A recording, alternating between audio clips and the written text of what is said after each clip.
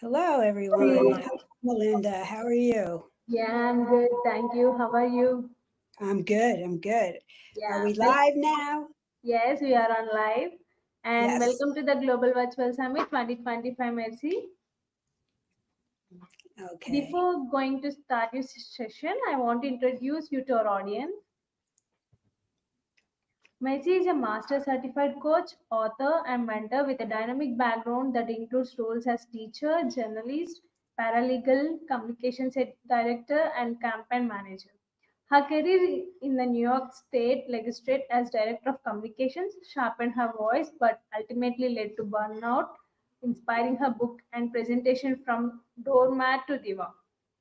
For over 2 decades, she has run a thriving coaching practice, training thousands of coaches and leaders worldwide. Macy is known for her humor insight, and fierce compassion, helping others move from survival mode to confidently stepping into their own spotlight.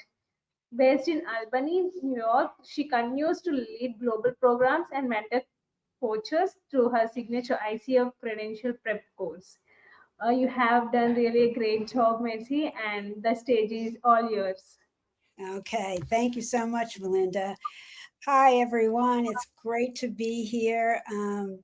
It's been a new experience for me, maybe for you too, with this platform, but we're always learning, aren't we?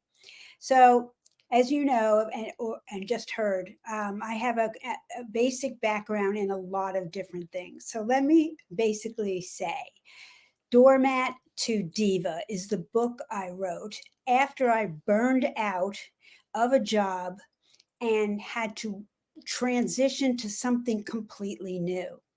So, I'll tell you a bit about my story, bit about my research on divas. It's I'm going for my PhD and learning from divas. And what I mean by diva is a woman close to the heavens, which is what it literally means. A woman of faith, in a way, a woman who's close to the God or the universe they believe in, because that's where you get your power. If you get your power from other people, from the world, so to speak, it's always temporary. We want sustainable power. That's how you take care of yourself and your mental wellness. So let me share my screen and we'll get going with this. Um, I basically share my screen in a PowerPoint so that I can remember what it is that I don't want to forget. So, changing your life. I mean, hopefully, if you're sitting in this room and you have something in your life you want to change, um, try to do it before you get to the burnout stage or stress, the things that affect our mental health. So here's how I started out. I was one of 9 children, so I was sort of in a mix of people, but I always wanted to stand out, right? I wanted to be like a reporter, and I wanted to, secretly, I guess, be on stage. And you can see from this picture of myself that I really had this joyful presence. But unfortunately, it kind of got lost in my family dynamic. And it took me a long time to find my voice. The childish view is you cannot see the possibilities. That's because your vision is extremely limited to what you know right now. To move into the impossible, you don't need to know how to get there. You just need to know what you want to, where is it that you're going? What is your vision? And I still hung on to this vision for a long time. And yes, it did help me in my next jobs. And as you can see, maybe you're a little bit like me. I used to say I could do anything I want if only I knew what it was. And here are all the jobs I took and enjoyed and built my confidence. These all built my confidence because I tried something new, right? And it all helped me be who I am right now. Willing to stand up, speak, write a book about it, coach others. So when I was working in politics, which given the world stage, it wasn't even as bad as it is now, but I found I was losing my values. I thought I had it all. I was making more money than I ever thought possible, but I had it all. I had the mental wellness, uh, symptoms, migraine headaches, stomach problems, chronic fatigue. I was just slowly dying. And that was my wake up call. That was me finally answering the phone that was ringing with the message, your money or your life. I took time to make that decision, but today, once I made it, um, it was such a relief. My physical stress symptoms were diminished, if not all the way gone. Um, and I really enjoy letting people know what happened. How did I do this? A lot of people want to know, how did I do this? And I think, especially for women, we don't have one job. If we're burning out, it's a number of things. Either we're taking care of a family, or we're taking care of aging parents, or an extended family. There's so much going on for us. And I really think to act like a diva a little bit, which means, who am I? I'm confident in who I am. Maybe I'm not perfect. Maybe I've tried a lot of things that didn't work, but that's okay. I may not be the perfect mother, wife, husband, brother, but I'm doing the best that I can, because if I could do better, I would. I'm doing the best I can. And once you accept yourself, that's when things change. You can't do it if you're judging yourself harshly. So I call those the 3 A's. Acceptance, right, means I'm not letting myself off the hook. I'm not pretending that I'm okay. I'm literally sitting down and saying, this is what is. It may be uncomfortable, but I'm not going to die from the discomfort. This is where I am. I burned out. I can't do this job anymore. I have to say goodbye to the money. Once I did that, now I feel like I can take some action, right? So, acceptance, action, and acknowledgement. Acknowledgement is patting yourself on the back if that's what you need, right? One thing I learned about divas is they have applause, right? At the end of the day, they take a bow and everybody applauds them. Well, you know what? I do that every morning. I get up, I look in the mirror, and I'm like, where's my audience? I don't care if they all look like me. And I just say, thank you for the day. Thank you for my well being. Let me keep going. And I take a bow. I got to fix my hair. Okay. So you can do what these divas have for your own benefit.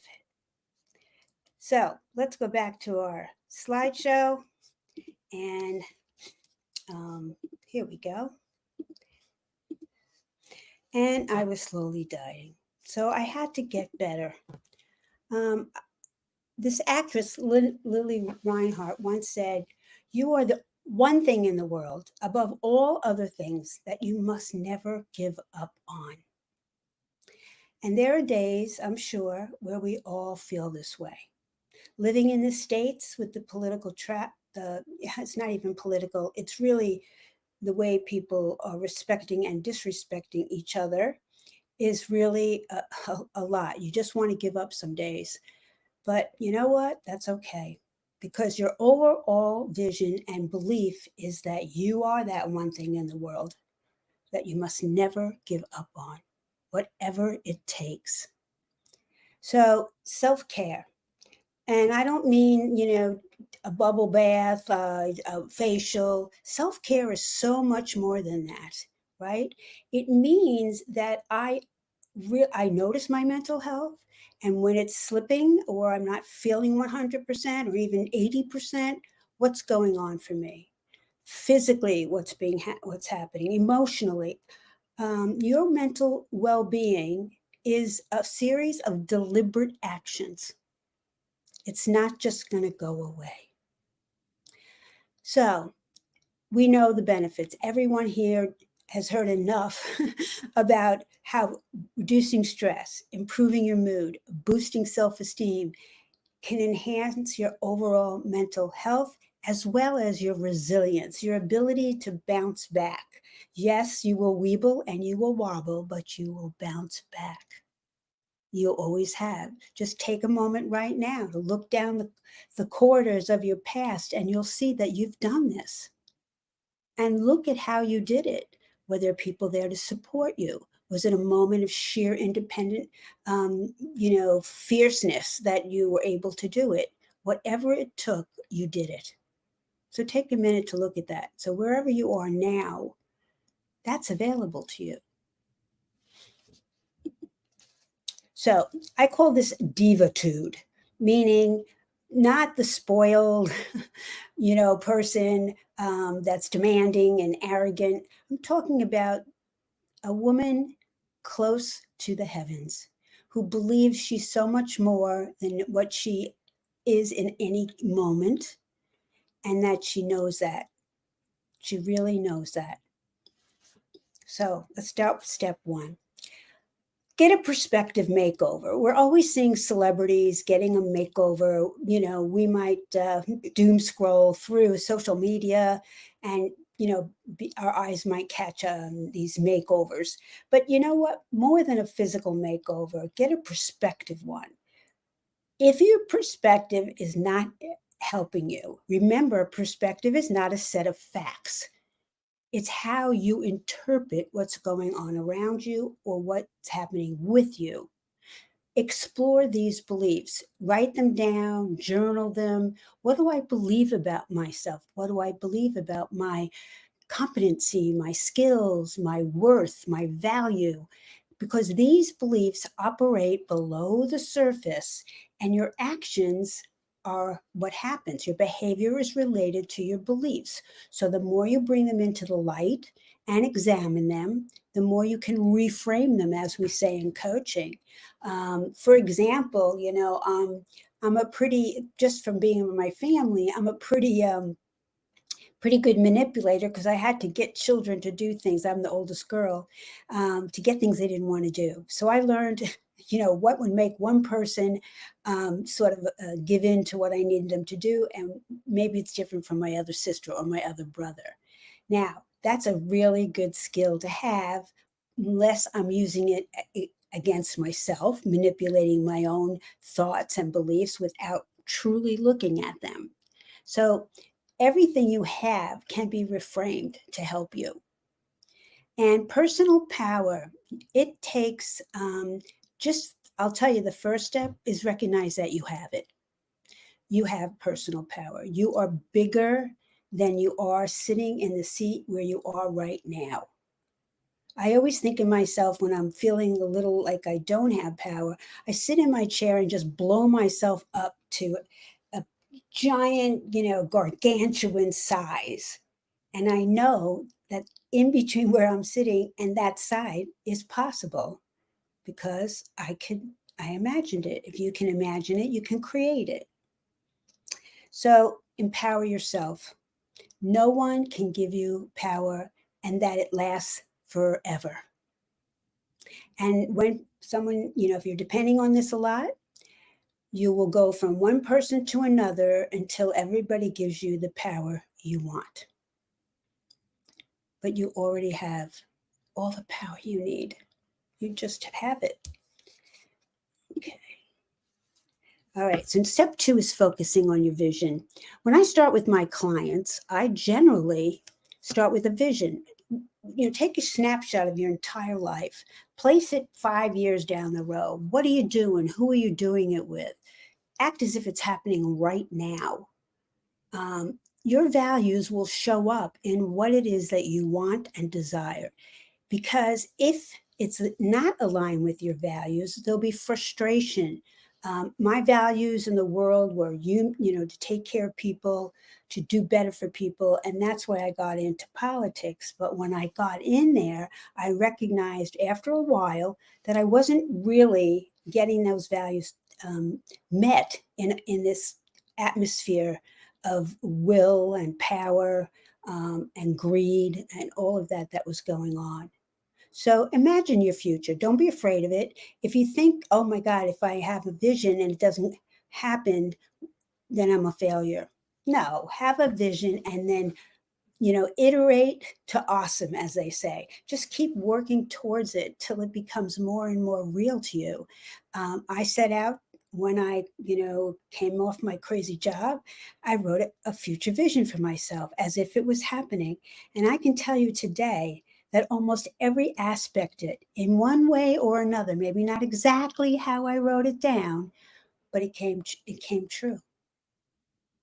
A vision is within sight, but not beyond reach. It's not the how you're going to get there. It's where are you going? And research shows if you write it down, it's 30% more likely to happen. Learn to say no. I've included here a slide here from Lady Gaga, all right? I tried to pick someone everybody might know. So she said, part of my identity is saying no to things I don't want to do. I check in with myself throughout the day and I say, do I really want to do this? Now, you might be saying, as you're staring at the laundry or the project deadline, I don't really want to do this. Then you have to step back a bit and say, why am I doing it? What about this is important to me? Because laundry isn't laundry. It's taking care of your family, taking care of you. Maybe you don't want to do it in that moment. Okay. Give yourself permission to put stuff off that's not urgent. And the same with projects. A lot of us work and we're not fully satisfied at work. Then take a minute, right, to decide what is still there that feeds me, that challenges me, that aligns with my values. And if you can't come up with something, begin however long it takes to get a sense of what is your heart's desire. And yes, there's lots of reasons to keep a job, and I'm not dismissing them. But there are a lot of reasons to not stay in a job if it's affecting your mental health and your physical health. Those are the most important thing. In the States, we work for health insurance so that we can have medical care. And when I walked away from my job, that was one of the things that kept me in the job. I said to myself, I don't want to have on my gravestone, she died for the health benefits. And that's just as crazy as I was thinking it was. So I had to get over that. All right. So speak up for what you need. It's not rejecting the person. This is the biggest reframe. It's not rejecting somebody. It's declining a request. It's declining a request. If you feel you can say no to this, then say no.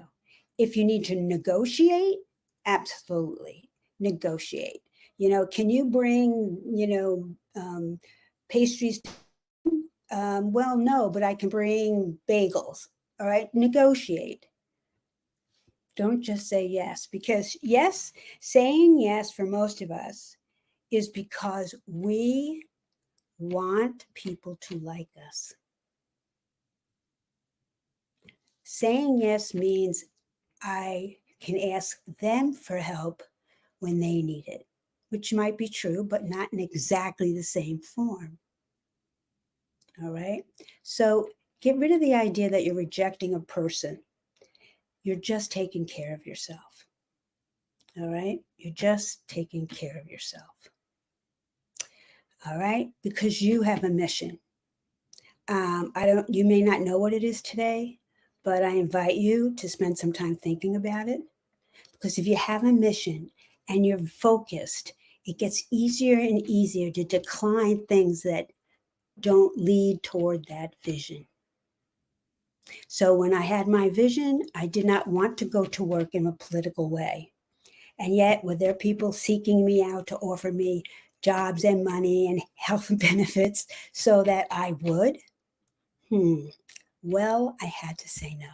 And it's not always easy, but you can do it. I'm certain of it. Okay, so let's go to the next one.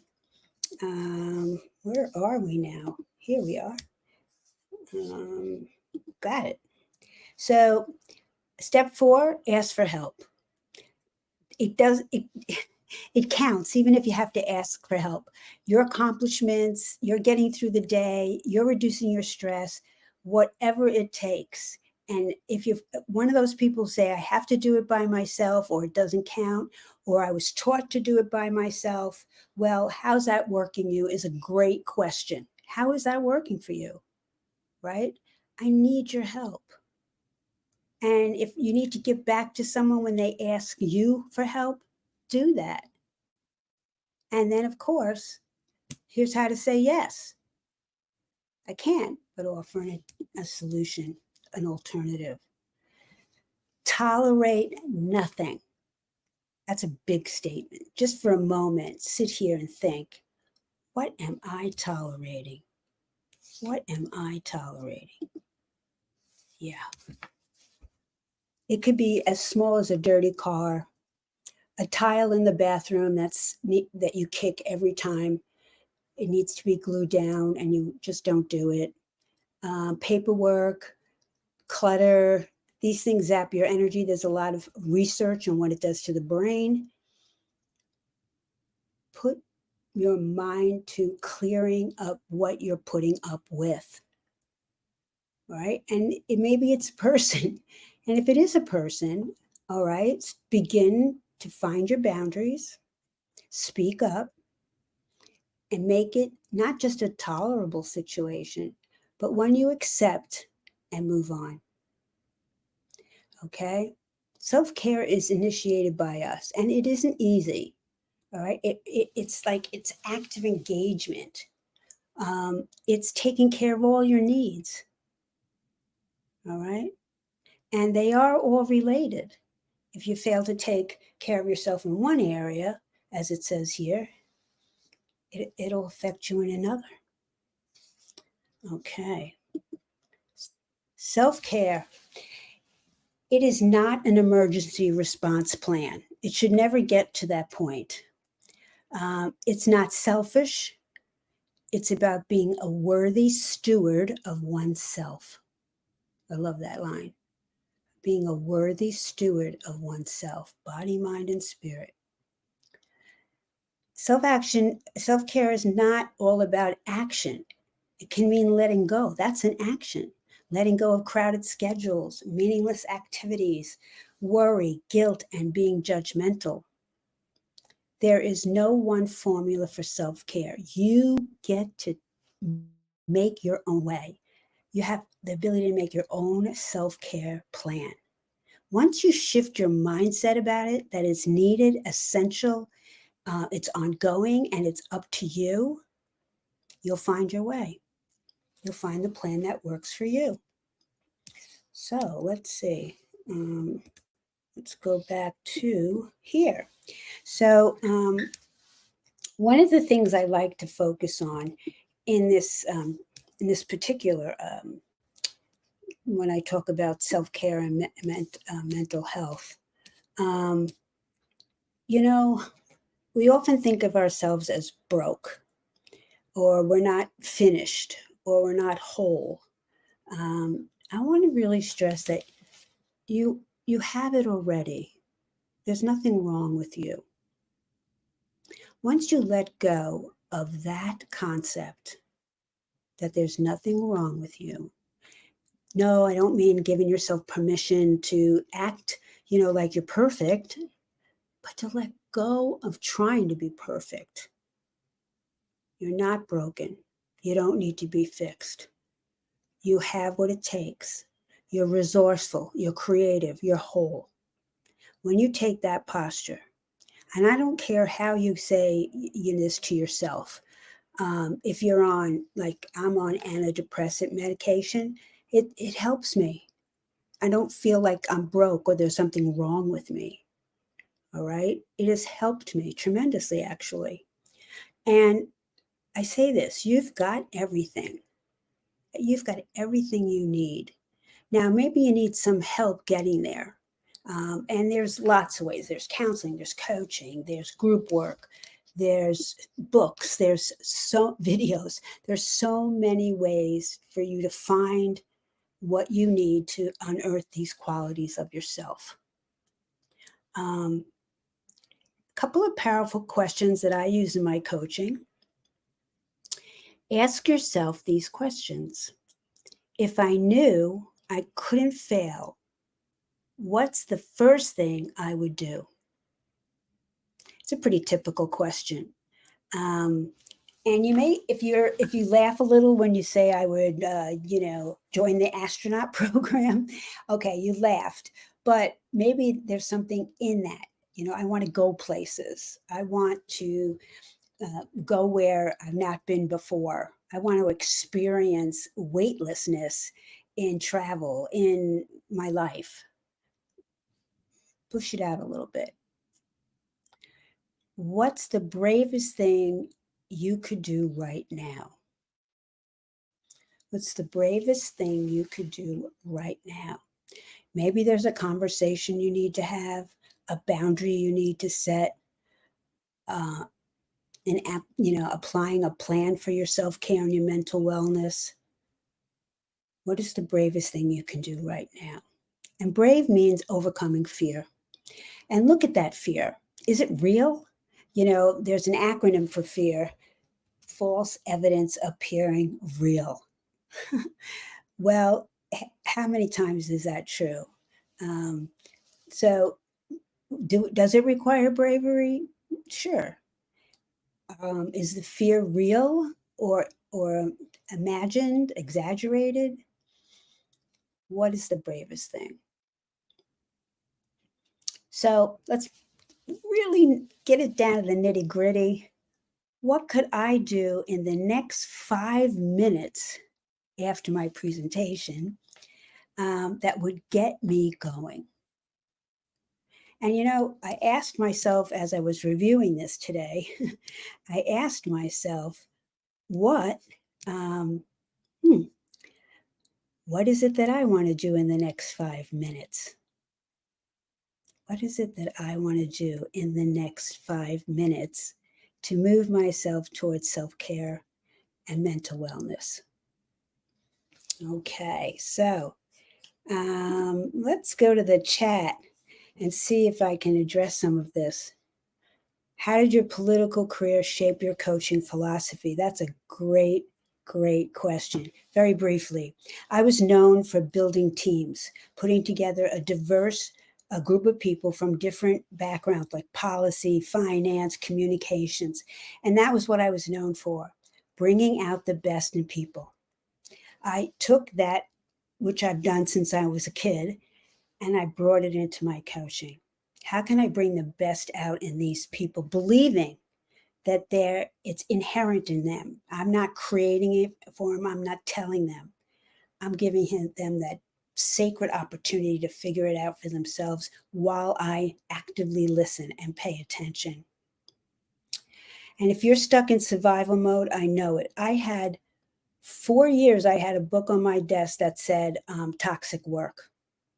It takes as long as it takes. Remember that, all right? And start with one thing. If you try to swallow the whole elephant, as we say, one bite at a time. Okay.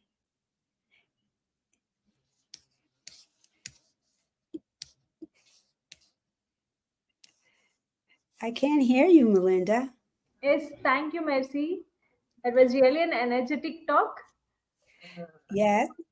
Do I have any more time? We are running out of time, so Okay. yeah, All right. we got more questions from our audience. We will directly post it to your email, so you Okay. can respond there. All right. You Well, are- they can go to my profile and there's how to connect with me. I'd love to answer all your questions because I think that they show that you were listening, and that's always great. Yes, So thank you. please drop your profile in chat box so our audience will connect you there. Okay. Yes. Thank you so much for your valuable time, Mercy. We are very honored. All right. Thank you. Thank you. And be on the backstage and please join the next session, Mercy. Okay. Yeah, Yes. bye-bye. Thank you. Bye.